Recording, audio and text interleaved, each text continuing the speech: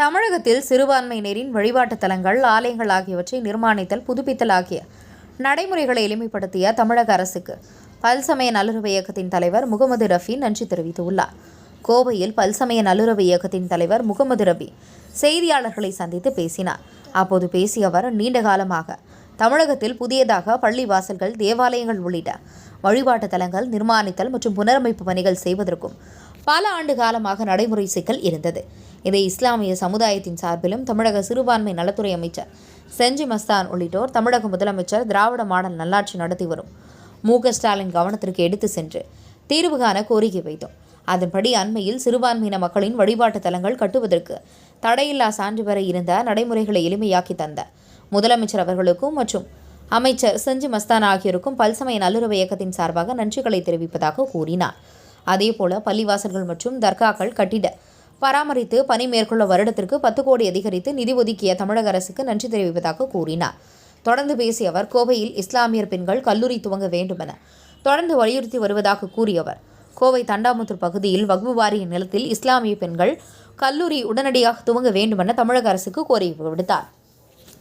கோவையில் பழமை வாய்ந்த ஹைதர் அலி திப்பு சுல்தான் பள்ளிவாசல் மையான இடத்தை வணிக வளாகமாக மாற்றக்கூடாது என வலியுறுத்திய அவர், ஹைதர் அலி திப்பு சுல்தான் பள்ளிவாசலுக்கு சொந்தமாக கோவை தியாகி குமரன் வீதியில் உள்ள இடத்தில் வணிக வளாகம் கட்டுவதோடு அனைத்து சமுதாய மக்களுக்கும் உயர்கல்வி பயிற்சி சென்டர் ஒன்றை அதே இடத்தில் உருவாக்க வேண்டும் என கோரிக்கை வைத்தார். இந்த சந்திப்பின் போது பல்சமய நல்லுறவு இயக்க ஆன்லைனை ஒருங்கிணைப்பாளர் அபுதாகிர், செய்தி தொடர்பாளர் ராதாகிருஷ்ணன், மாவட்ட ஒருங்கிணைப்பாளர் வழக்கறிஞர் இஸ்மாயில், மாவட்ட துணைச் செயலாளர் சீனிவாசன், கோவை தல்ஹா ஆகியோர் உடனிருந்தனர். உங்கள் பகுதியில் உடனுக்குடன் முக்கிய செய்திகள் உங்கள் விரல் நுனியில் காண எங்கள் தவசி நியூஸ் 24 சேனலை காண தவறாதீர்கள். உங்கள் கோவை மாவட்ட செய்தியாளர் சீனிவாசனுடன் உங்கள் தவசி ரமேஷ். நாங்கள் தொடர்ந்து இஸ்லாமிய பெண்கள் கல்லூரி கோவையில் துவக்க வேண்டும் என்று வலியுறுத்தி வந்திருக்கிறோம். அதே மாதிரி தொண்டாமுத்தூரில் வக்ஃபு போர்டு நிலம் ஒரு 5 ஏக்கர் இருக்கிறது. அந்த இடத்தில் உடனடியாக மாண்புமிகு முதலமைச்சர் அவர்களும் மாண்புமிகு சிறுபான்மைத்துறை அமைச்சர் K.S. செஞ்சி மஸ்தான் அவர்களும் உடனடியாக சிறுபான்மை மக்களுக்கு, பெண்களுக்கு இஸ்லாமிய பெண்கள் கல்லூரி உடனடியாக துவக்க வேண்டும் என இந்த நேரத்தில் கோரிக்கை வைக்கிறோம். அதே மாதிரி கோவை ஹைதர் அலி திப்பு சுல்தான் பள்ளிவாசல் ஒரு பழங்கால பள்ளிவாசல்.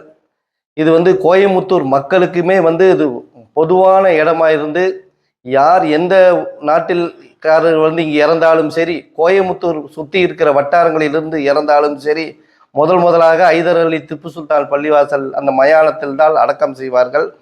தொடர்ந்து இது நடந்து கொண்டிருக்கிறது.